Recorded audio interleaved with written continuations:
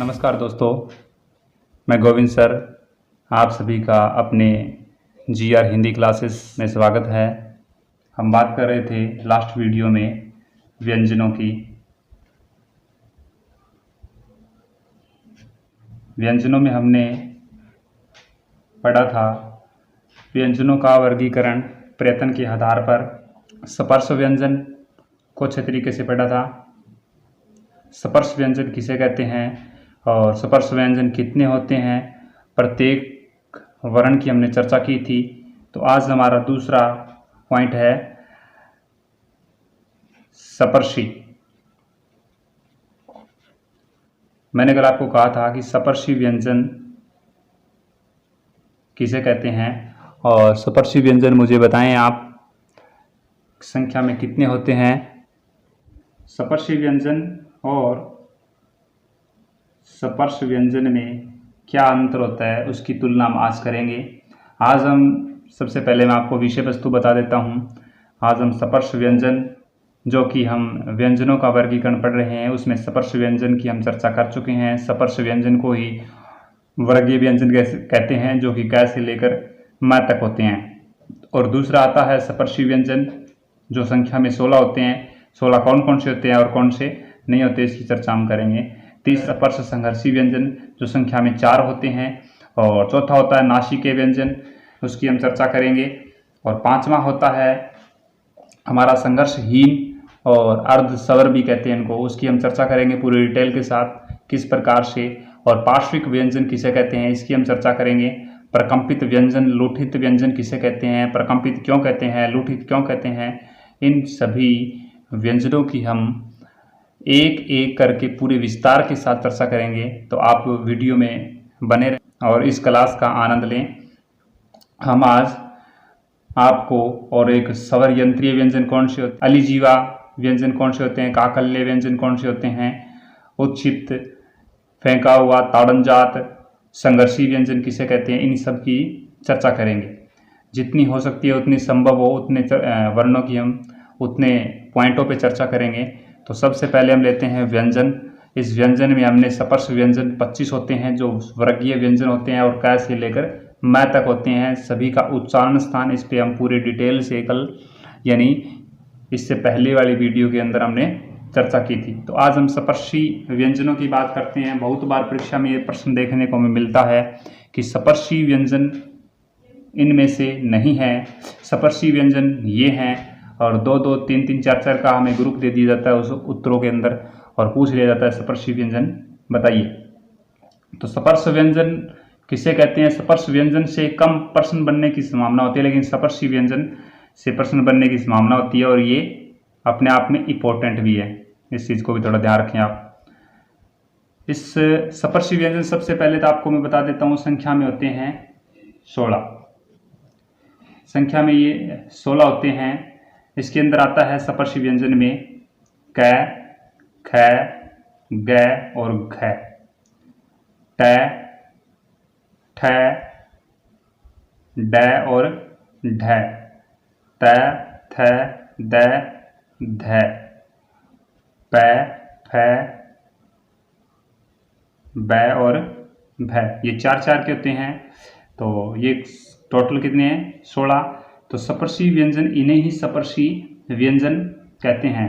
स्पर्शी व्यंजन कौन सा नहीं होता, च, छ, ज और झ, ये स्पर्शी व्यंजन नहीं होते। 4 पंचम अक्षर की जो 5वां अक्षर होता है उसकी बात करते हैं, वो सारे अनुस्वार यानी नासिकीय व्यंजन कहलाते हैं। तो सबसे पहले आपको इस बात का ध्यान रखना है कि स्पर्शी व्यंजन की आपसे पूछें स्पर्शी व्यंजन, तो आपको याद रखना है च, छ, ज और झ, ये 4 वर्ण हैं, ये स्पर्शी नहीं होते हैं।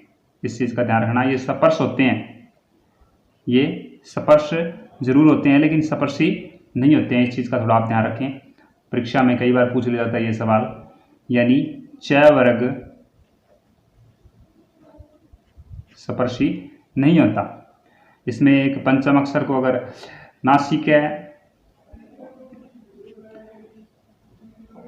नासिकीय व्यंजन को छोड़ दिया जाए तो इसमें क वर्ग, ट वर्ग, ट वर्ग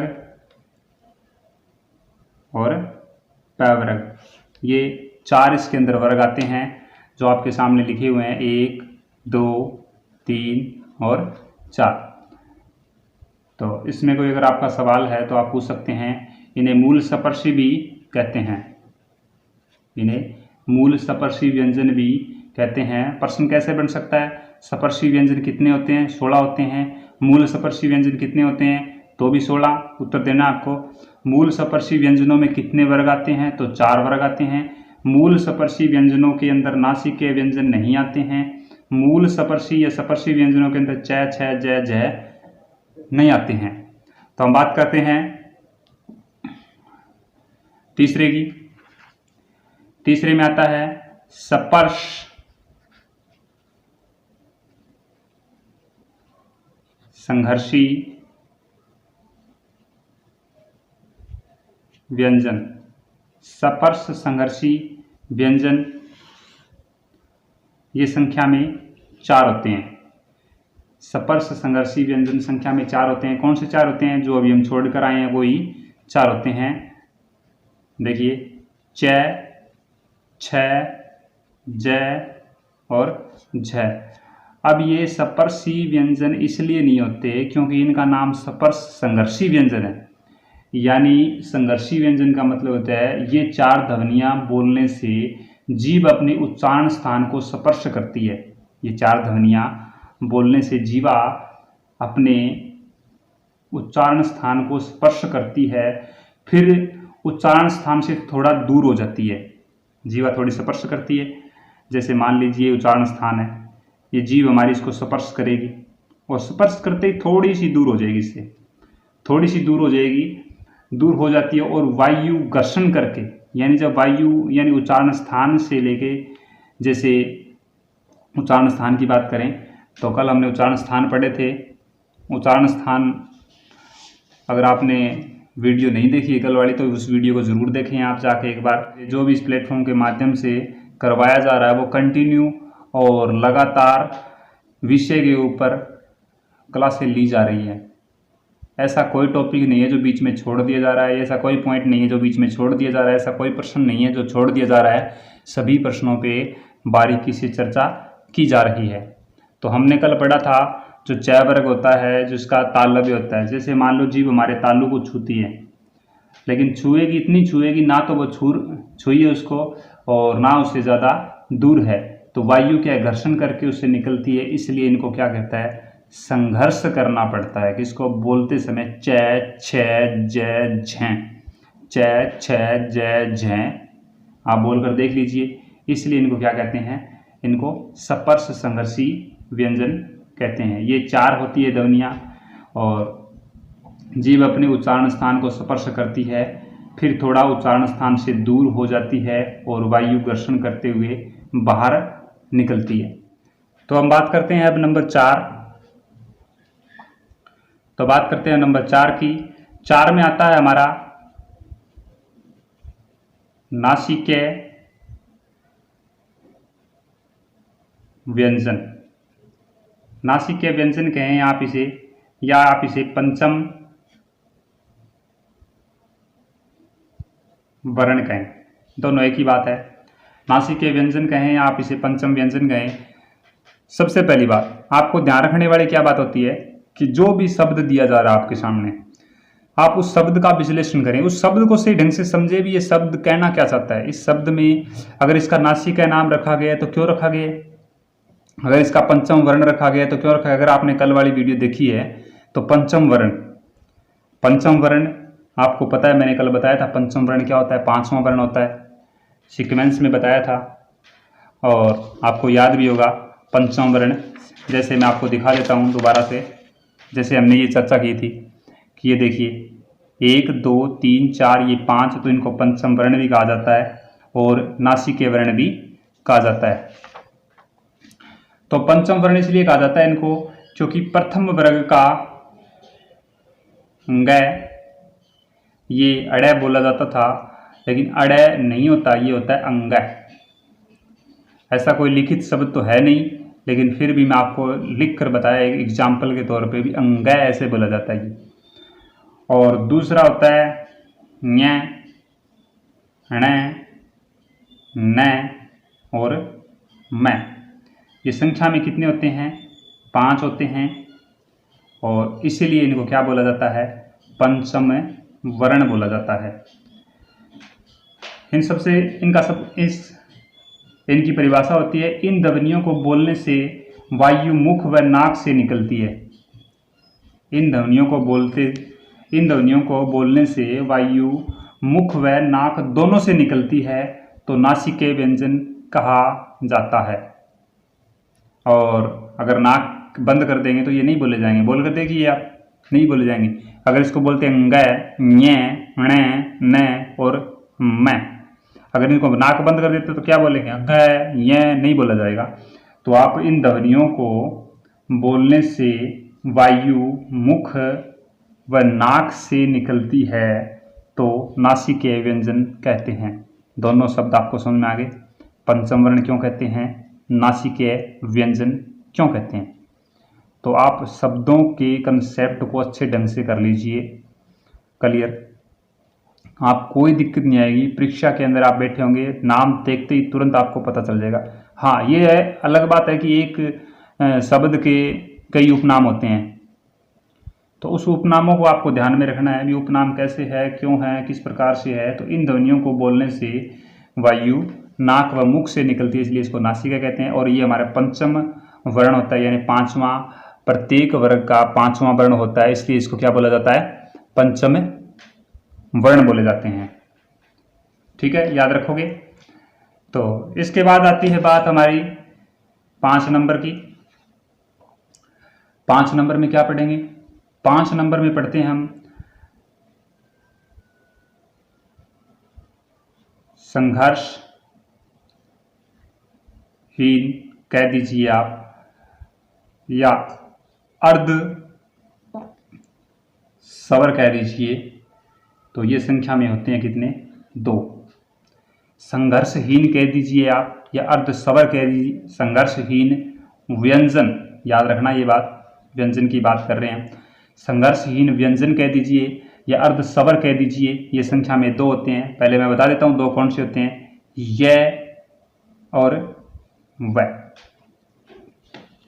य और व, ये दोनों क्या होते हैं? संघर्षहीन होते हैं, अर्ध स्वर होते हैं। सबसे पहली बात इधर ध्यान दें आप थोड़ा सा, कि य, र, ल और व, य, र, ल और व, ये हिंदी में क्रम होता है इनका। यहां प्रश्न क्या बनता है? इनमें सीक्वेंस पूछ लिया जाता है। सबसे पहला प्रश्न तो ये होता है इसके अंदर भी, इनको बताइए य, र, ल, व ऐसे लिख देगा, या दूसरा लिख देगा य, व, र, ल। तीसरा लिख देगा आपको, कुछ भी लिखे, इनको बदल कर लिख देगा। तो सही क्या है? दोनों ही है। पहली बात तो ये कि सही दोनों है। ये किस में है? ये संस्कृत में, ये संस्कृत में सही है। और ये किस में है? हिंदी में। इस बात का थोड़ा आपको ध्यान रखना है। ये सीक्वेंस है संस्कृत में और ये है हिंदी में। तो याद रखना, पहला हिंदी का अगर पेपर दे रहे हो आप, तो पहला और अंतिम, अगर ये सीक्वेंस याद रखोगे तो जब मैं आपको इसकी एक ट्रिक बताऊंगा अच्छे ढंग से लास्ट में मैं आपको इसका एक टेबल बना के दूंगा कि आपको उच्चारण स्थान है, इनके नाम है, वही एक टेबल पे याद हो जाए। तो आप इस सीक्वेंस की बहुत ज़रूरत है इसकी। तो य और व, ये दोनों अर्ध स्वर होते हैं। अर्ध स्वर क्यों कहते हैं इनको? पहली बात, अर्ध स्वर क्यों कहते हैं? इन ध्वनियों को बोलने से मुख से वायु बिना रुकावट के निकलती है। क्या होता है? इन ध्वनियों को बोलने से, इन दोनों की बात कर रहे हैं, इन ध्वनियों को बोलने से जो मुख के अंदर वायु है वो बिना रुकावट के, यानी जो हमारे स्वर यंत्र है, उनको जो स्पर्श स्थान है, उनको बिना किसी रुकावट के, यह वह, जिस प्रकार से हमने स्वर की परिभाषा पढ़ी थी, आपको अगर याद है, अगर आपने वीडियो देखी है तो, यानी यहाँ सबसे बड़ी बात यह है कि आप अगर एक वीडियो से दूसरी वीडियो में आते हो, अगर पहली वीडियो को अच्छे ढंग से देखा दूसरी वीडियो देखते हो तो उसमें आपको बिल्कुल दिक्कत नहीं होगी, बिल्कुल भी दिक्कत नहीं होगी, क्योंकि उससे पहले हमने चर्चा कर दिया। और वो चर्चा अगर आप पहली चर्चा अगर ध्यान से आप सुन लेते हो तो दूसरी चर्चा में आपके लिए वो चीज़ सीखना क्या हो जाएगा, आसानी हो जाएगी। आजकल क्या है, तुरंत चाहिए भी, ट्रिक होनी चाहिए, तुरंत याद भी हो जाए, पढ़ना भी ना पड़े, वीडियो देख लें, मेहनत भी ना करनी पड़े और याद भी हो जाए और नंबर भी आ जाए और पास भी हो जाए, तो ऐसा नहीं होता, मेहनत तो करनी पड़ेगी। संघर्षहीन इसलिए कहते हैं कि इनको बोलने से रुकावट नहीं होती मुख के अंदर, इसलिए संघर्षहीन कहते हैं। अर्ध स्वर इसलिए कहते हैं क्योंकि स्वरों के तरह बोले जाते हैं, स्वरों के नज़दीक होते हैं, इसका उच्चारण स्वरों जैसा होता है, इसलिए इसको अर्ध स्वर कहते हैं। और संघर्षहीन यानी इनको बोलने के लिए ज़्यादा संघर्ष नहीं करना पड़ता, इसलिए यह और वह, ये परीक्षा में प्रश्न कई बार पूछ लिया जाता है। संघर्षहीन व्यंजन बताइए, अर्ध स्वर बताइए, बड़ा इंपॉर्टेंट है, इंपॉर्टेंट करके रख लीजिए आप इसको। तो इसके बाद हम बात करते हैं 6 नंबर पे। 6 नंबर पे आते हैं पार्श्विक व्यंजन। पार्श्विक व्यंजन एक होता है और वो व्यंजन होता है लय। मैं आपको ये बार बार कहता हूं कि जब भी आपको कोई चीज़ें करवाई जा रही है तो आप उस चीज़ का शब्द पे विशेष तौर पे ध्यान दें। कहीं भी पढ़ें आप, लेकिन विशेष तौर पे ध्यान दें शब्द का। अगर शब्द का कंसेप्ट आपके दिमाग में क्लियर हो जाता है तो सवाल का उत्तर देना आपके लिए बिल्कुल भी मुश्किल नहीं होगा। पार्श्विक, देखो पार्श्विक के लिए आपको थोड़ा सा ध्यान रखना है। लय को पार्श्विक इसलिए कहते हैं कि इसे बोलते समय जीभ गोलाकार में होकर हवा दोनों ओर से निकल, लय। अगर लय बोलते हैं तो जीभ जो हमारे दांतों से ऊपर इनकी जड़ होती है, जिनको मूर्धा कहते हैं हम, तो इनके जीभ टकरा जाती है लय को बोलते समय, लय। तो हवा जैसे जीभ हमारी ऐसे टकरा जाती है तो उस जीभ से हवा साइडों से निकलती है, पास होती है। तो आप इसको इस ट्रिक का एक नॉर्मली एक ट्रिक के माध्यम से बता रहा हूं मैं थोड़ा सा, लेकिन एक याद रखने के लिए। पार्श्विक, तो इसको याद रखें आप,